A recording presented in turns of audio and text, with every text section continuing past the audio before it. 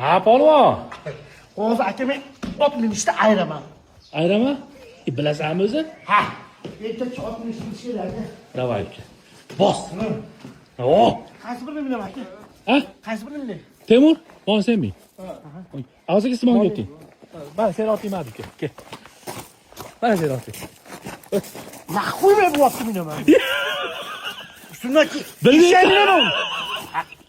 Ay. Bilmaysan-ku meni. Men ertalab sahar turib kelibman-ku ot minaman. Shunday qilaveradi, qaranglar. Ko'tarmaydan bu meni. Ko'taradi. Ko'tarsa minasan? Ha. Ko'tar akam. Endi minasan.